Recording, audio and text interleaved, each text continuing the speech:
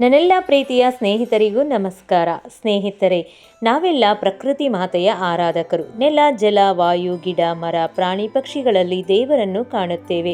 ಅಷ್ಟೇ ಅಲ್ಲದೆ ಗಿಡಮರಗಳನ್ನು ದೇವರ ಪ್ರತಿರೂಪವೆಂದು ತಿಳಿದು ಪೂಜಿಸುತ್ತೇವೆ. ಹಾಗೆಯೇ ಕೆಲವು ಮರಗಳು ಪೂಜನೀಯ ಎಂದು ಪುರಾಣಗಳಲ್ಲಿ ಹೇಳಲಾಗಿದೆ. ಹಾಗೆಯೇ ಅರಳಿ ಮರದಲ್ಲಿ ಎಲ್ಲ ದೇವರು ನೆಲೆಸಿದ್ದಾರೆ ಎಂದು ನಾವು ಬಹಳ ಭಕ್ತಿಯಿಂದ ಪೂಜೆಯನ್ನು ಮಾಡುತ್ತೇವೆ. ಅರಳಿ ಮರವನ್ನು ಅಶ್ವಥ್ ಎಂದು ಕೂಡ ನಾವು ಕರೆಯುತ್ತೇವೆ.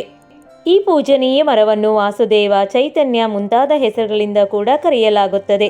ಈ ಮರದ ಒಂದೊಂದು ಭಾಗದಲ್ಲಿ ಒಂದೊಂದು ದೇವರು ನೆಲೆಸಿದ್ದಾರೆ ಎಂದು ನಂಬಲಾಗಿದೆ. ಹಿಂದೂ ಪುರಾಣಗಳ ಪ್ರಕಾರ ಅಶ್ವಥ್ ಮರದಲ್ಲಿ ತ್ರಿಮೂರ್ತಿಗಳು ನೆಲೆಸಿದ್ದಾರೆ. ಮೂಲತೋ ಬ್ರಹ್ಮರೂಪಾಯ, ಮಧ್ಯತೋ ವಿಷ್ಣು ರೂಪಿಣೆ, ಅಗ್ರತಂ ಶಿವರೂಪಾಯ ಅಶ್ವತ್ಥಾಯ ನಮೋ ನಮಃ. ಈ ಮರದ ಬೇರಿನಲ್ಲಿ ಬ್ರಹ್ಮದೇವ, ಕಾಂಡದಲ್ಲಿ ಭಗವಾನ್ ವಿಷ್ಣು ಹಾಗೂ ಎಲೆಗಳಲ್ಲಿ ಸಾಕ್ಷಾತ್ ಶಿವನು ನೆಲೆಸಿದ್ದಾನೆ ಎಂದು ಹೇಳಲಾಗುತ್ತದೆ. ಹಾಗಾಗಿ ಈ ಮರ ಪೂಜನೀಯ ಎಂದು ಎನಿಸಿಕೊಂಡಿದೆ. ಅರಳಿ ಮರವು ಅನೇಕ ರೋಗಗಳನ್ನು ಗುಣಪಡಿಸುತ್ತದೆ ಎಂಬ ನಂಬಿಕೆಯೂ ಕೂಡ ಇದೆ.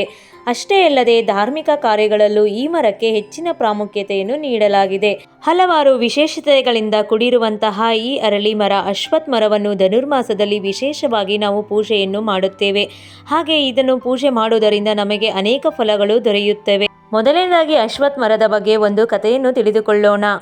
ಧಾರ್ಮಿಕ ಗ್ರಂಥಗಳ ಪ್ರಕಾರ ಸಾಗರ ಮಂಥನವು ನಡೆಯುತ್ತಿದ್ದ ಸಮಯದಲ್ಲಿ ಲಕ್ಷ್ಮೀದೇವಿಯು ಗೋಚರಿಸುವ ಮೊದಲು ಅವಳ ಅಕ್ಕ ಅಲಕ್ಷ್ಮಿ ಅಂದರೆ ಲಕ್ಷ್ಮೀದೇವಿಗಿಂತಲೂ ದೊಡ್ಡವಳು ಜನಿಸಿದಳು. ಇಬ್ಬರು ಸಹೋದರಿಯರು ಪ್ರಕಟಗೊಂಡಾಗ ಅವರಿಗೆ ನೆಲೆಸಲು ಯಾವುದೇ ರೀತಿಯ ಸ್ಥಳಾವಕಾಶವಿರಲಿಲ್ಲ. ಆಗ ತಾಯಿ ಲಕ್ಷ್ಮಿ ಮತ್ತು ಅವಳ ಅಕ್ಕ ಪೂರಿ ಭಗವಾನ್ ವಿಷ್ಣುವಿನ ಬಳಿಗೆ ಹೋಗಿ, ಓ ಲೋಕದ ಪ್ರಭುವೆ, ದಯವಿಟ್ಟು ನಮಗೆ ವಾಸಿಸಲು ಸ್ಥಳವನ್ನು ಕೊಡು ಎಂದು ಕೇಳಿದರು. ಆಗ ವಿಷ್ಣುವು ನೀವಿಬ್ಬರು ಅರಳಿ ಮರದ ಮೇಲೆ ನೆಲೆಸಬೇಕು ಎಂದು ಹೇಳಿದನು.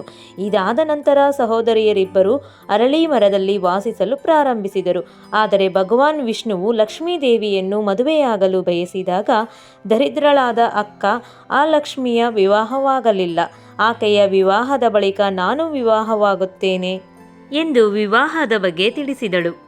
ಆಗ ವಿಷ್ಣುವು ಆ ಲಕ್ಷ್ಮಿಯನ್ನು ಕುರಿತು ಹೀಗೆಂದು ಕೇಳಿದನು, ನಿನಗೆ ಯಾವ ರೀತಿಯ ವರ ಸಿಗಬೇಕೆಂದು ಹೇಳು, ನಾನು ಅದೇ ರೀತಿಯ ವರವನ್ನು ಹುಡುಕುತ್ತೇನೆ ಎನ್ನುತ್ತಾನೆ. ಆಗ ಆ ಲಕ್ಷ್ಮಿಯು, ಓ ದೇವರೇ, ನೀನು ನನಗೆ ದೇವಕುಲದವರೊಂದಿಗೆಯಾದರೂ ಅಥವಾ ಮಾನವ ಕುಲದವರೊಂದಿಗೆಯಾದರೂ ಮದುವೆ ಮಾಡಿಸು. ಆದರೆ ಮದುವೆಯ ನಂತರ ಎಂದಿಗೂ ಪೂಜೆ ಮಾಡದಂತಹ ಗಂಡನನ್ನು ನನಗೆ ಹುಡುಕಬೇಕು.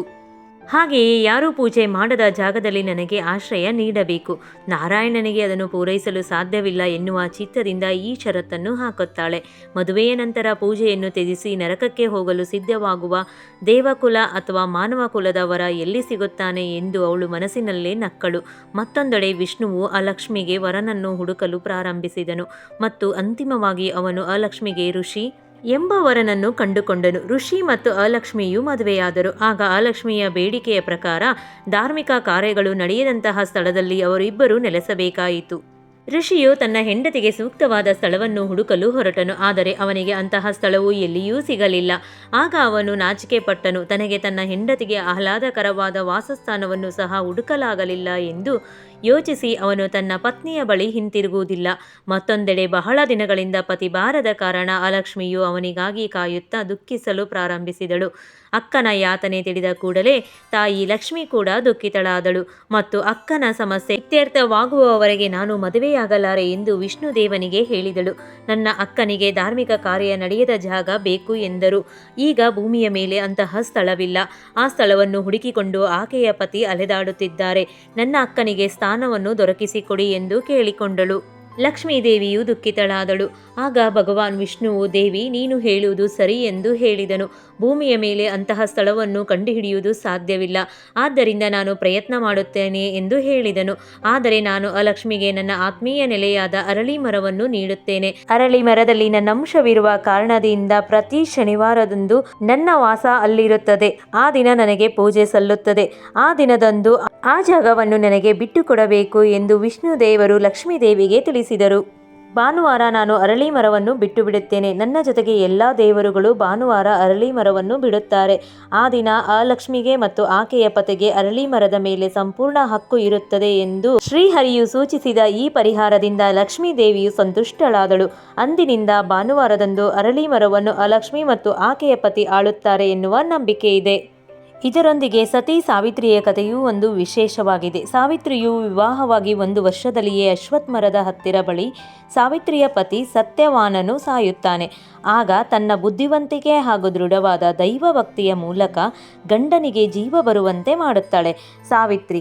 ಈ ಹಿನ್ನೆಲೆಯಲ್ಲಿಯೇ ಇಂದಿಗೂ ಮಹಿಳೆಯರು ತಮ್ಮ ಸೌಭಾಗ್ಯವನ್ನು ಗಟ್ಟಿಗೊಳಿಸಿಕೊಳ್ಳಲು, ಪತಿಯ ಆಯುಷ್ಯದ ವೃದ್ಧಿಗೆ, ಕುಟುಂಬದ ಏಳಿಗೆಗೆ, ಅವಿವಾಹಿತರು ವಿವಾಹವಾಗಲು, ಕೆಲಸವನ್ನು ಪಡೆದುಕೊಳ್ಳಲು ಹಾಗೂ ಆರೋಗ್ಯ ಸುಧಾರಣೆ ಹೀಗೆ ಅನೇಕ ವಿಷಯಗಳಿಗಾಗಿ ಅಶ್ವತ್ಥ ಮರದ ಪ್ರದಕ್ಷಿಣೆಯನ್ನು ಮಾಡುವುದು, ದೀಪ ಬೆಳಗುವುದು, ಪವಿತ್ರ ದಾರ ಸುತ್ತುವುದು, ವ್ರತ ಕೈಗೊಳ್ಳುವುದನ್ನು ಮಾಡುತ್ತಿದ್ದಾರೆ.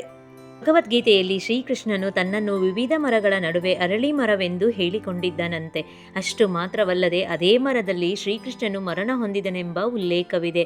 ಎಲ್ಲ ದೇವರುಗಳ ವಾಸಸ್ಥಾನವಾಗಿರತಕ್ಕಂತಹ ಈ ಅರಳಿ ಮರವನ್ನು ಹೇಗೆ ಪೂಜಿಸುವುದು, ಇದರಿಂದ ಆಗುವಂತಹ ಲಾಭಗಳೇನು ಎಂಬುದರ ಬಗ್ಗೆ ತಿಳಿದುಕೊಳ್ಳೋಣ. ಪದ್ಮಪುರಾಣದ ಪ್ರಕಾರ ಸೂರ್ಯೋದಯಕ್ಕಿಂತ ಮುಂಚೆ ಅಶ್ವತ್ಥ ಮರದ ಬಳಿ ಹೋಗಬಾರದು. ಸೂರ್ಯೋದಯದ ನಂತರ ನಾವು ಅಶ್ವತ್ಥ ಮರದ ಪೂಜೆಯನ್ನು ಮಾಡಬೇಕು. ಅಶ್ವತ್ಥ ಮರವನ್ನು ಮುಟ್ಟಿ ಪೂಜೆ ಮಾಡಬಾರದು. ಅದರ ಬದಲಾಗಿ ಅದರ ಬುಡಕ್ಕೆ ನೀರನ್ನು ಸುಮುಕಿಸಿ ಅರಿಶಿನ, ಕುಂಕುಮ, ಹೂವು, ಗೆಜ್ಜೆ ವಸ್ತ್ರವನ್ನು ದೂರದಿಂದಲೇ ಅರ್ಪಣೆಯನ್ನು ಮಾಡಬೇಕು. ಅಂದರೆ ಮರದ ಬುಡಕ್ಕೆ ಅರ್ಪಣೆಯನ್ನು ಮಾಡಿ. ವಿಶೇಷವಾಗಿ ಶನಿವಾರದ ದಿನದಂದು ನಾವು ಅಶ್ವತ್ಥ ಮರವನ್ನು ಮುಟ್ಟಿ ಪೂಜೆಯನ್ನು ಮಾಡಬಹುದು. ಸಾಸಿವೆ ಎಣ್ಣೆ ಅಥವಾ ತುಪ್ಪದಿಂದ ದೀಪವನ್ನು ಹಚ್ಚಿಡಬೇಕು. 5 ಸುತ್ತುಗಳನ್ನು ಹಾಕುವುದರಿಂದ ಶನಿ ದೋಷವು ನಿವಾರಣೆಯಾಗುತ್ತದೆ. ಈ ದಿನ ಮರಕ್ಕೆ ಬೆಲ್ಲ ಮತ್ತು ಹಾಲನ್ನು ಒಟ್ಟಿಗೆ ಅರ್ಪಿಸಿ. ಇದು ನಿಮ್ಮ ಎಲ್ಲ ಇಷ್ಟಾರ್ಥಗಳನ್ನು ಪೂರೈಸುತ್ತದೆ. ಮತ್ತು ಅಶ್ವತ್ಥ ಮರವನ್ನು ಮುಟ್ಟಿ ನಮಸ್ಕಾರ ಮಾಡಬಹುದು. 108 ಬಾರಿ ಓಂ ನಮಃ ಶಿವಾಯ, ಇಲ್ಲದಿದ್ದಲ್ಲಿ ಓಂ ನಮೋ ಭಗವತೆ ವಾಸುದೇವೇ ನಮಃ ಎಂದು ಜಪಿಸುವುದರಿಂದ ಗ್ರಹ ದೋಷಗಳು ನಿವಾರಣೆಯಾಗಿ ವಿವಾಹ ಯೋಗ ಹೊಂದಾಣಿಕೆಯಾಗುತ್ತದೆ. ದಾಂಪತ್ಯ ಜೀವನದಲ್ಲಿ ಸಮಸ್ಯೆಗಳು ಉಂಟಾಗಿದ್ದರೆ ಪ್ರತಿನಿತ್ಯ ಅಶ್ವತ್ಥ ಮರಕ್ಕೆ ನೀರನ್ನು ಹಾಕಿ ಪೂಜೆಯನ್ನು ಮಾಡಿ ದೀಪವನ್ನು ಹಚ್ಚಿಡಿ. ಇದರಿಂದ ಶನಿ, ರಾಹು, ಮಂಗಳ, ಕೇತು ಹಾಗೂ ಸೂರ್ಯರು ಉತ್ತಮ ಫಲವನ್ನು ನೀಡುವರು. ದಾಂಪತ್ಯದಲ್ಲಿ ಸಂತೋಷ ಮರುಕಳಿಸುವುದು. ದಿನನಿತ್ಯ ಅಶ್ವತ್ಥ ಮರಕ್ಕೆ ನೀರನ್ನು ಹಾಕಿ ಪೂಜೆಯನ್ನು ಮಾಡಿ ಪ್ರದಕ್ಷಿಣೆಯನ್ನು ಮಾಡುವುದರಿಂದ ಸಂತಾನ ಭಾಗ್ಯ ಪಡೆಯುವ ಯೋಗ ಬೇಗನೆ ಕೂಡಿ ಬರುವುದು. ಕುಂಡಲಿಯಲ್ಲಿ ಇದ್ದಂತಹ ಎಲ್ಲ ದೋಷಗಳು ಕೂಡ ನಿವಾರಣೆಯಾಗುತ್ತವೆ. ಧನಾತ್ಮಕ ಮತ್ತು ದೈವಿಕ ಶಕ್ತಿಯನ್ನು ಹೊಂದಿರುವ ಈ ಅರಳಿ ಮರವನ್ನು ದಿನನಿತ್ಯ ನೀವು ಪೂಜೆ ಮಾಡುವುದರಿಂದ ಎಲ್ಲ ದೇವರ ಆಶೀರ್ವಾದ ದೊರೆಯುತ್ತದೆ. 7 ಪ್ರದಕ್ಷಿಣೆಯನ್ನು ಮಾಡಿದರೆ 10,000 ಗೋದಾನ ಮಾಡಿದಷ್ಟು ಪುಣ್ಯ ಲಭಿಸುತ್ತದೆ. ಅರಳಿ ಮರದಲ್ಲಿ ವಿಷ್ಣುವು ಇರುವ ಕಾರಣ ಪೂಜೆ ಮಾಡಿದಷ್ಟು ಗುರುಗ್ರಹದ ಬಲ ಹೆಚ್ಚಾಗುತ್ತದೆ. ದಿನಪೂರ್ತಿ ಈ ಮರದಲ್ಲಿ ನಮಗೆ ಆಮ್ಲಜನಕ ದೊರೆಯುತ್ತದೆ. ಆದ್ದರಿಂದ ವೈಜ್ಞಾನಿಕವಾಗಿ ಈ ಮರವನ್ನು ಪೂಜೆ ಮಾಡುವುದರಿಂದ ನಮ್ಮ ಎಷ್ಟೋ ಆರೋಗ್ಯ ಸಮಸ್ಯೆಗಳು ಕೂಡ ಪರಿಹಾರವಾಗುತ್ತವೆ. ಅದರೊಂದಿಗೆ ಲಕ್ಷ್ಮೀ ವಾಸಸ್ಥಾನ ಕೂಡ ಆಗಿರುವುದರಿಂದ ಲಕ್ಷ್ಮಿಯು ಕೂಡ ನಮಗೆ ಒಲಿಯುತ್ತಾಳೆ. ಧನ ಸಂಪತ್ತು ಕೂಡ ಹೆಚ್ಚಾಗುತ್ತದೆ. ಒಟ್ಟಾರೆಯಾಗಿ ಅಶ್ವತ್ಥ ಮರದ ಪ್ರದಕ್ಷಿಣೆಯನ್ನು ಮಾಡುವುದರಿಂದ ನಮ್ಮ ಕಷ್ಟಗಳೆಲ್ಲ ದೂರವಾಗಿ ಸುಲಭ ಪರಿಹಾರಗಳು ನಮಗೆ ದೊರೆಯುತ್ತವೆ. ಆದ್ದರಿಂದ ವಿಶೇಷವಾಗಿ ಧನುರ್ಮಾಸದಲ್ಲಿ ನಾವು ಅಶ್ವತ್ಥ ಮರದ ಪೂಜೆಯನ್ನು ಮಾಡಬೇಕು. ಹಾಗೆ ಇನ್ನುಳಿದ ದಿನಗಳಲ್ಲಿ ಶನಿವಾರದಂದು ನಾವು ಅಶ್ವತ್ಥ ಮರವನ್ನು ಪೂಜಿಸುವುದರಿಂದ ಹಲವಾರು ಕಷ್ಟಗಳು ಬೇಗನೆ ನಿವಾರಣೆಯಾಗುತ್ತದೆ. ಎಲ್ಲರಿಗೂ ಒಳ್ಳೆಯದಾಗಲಿ. ಧನ್ಯವಾದಗಳು.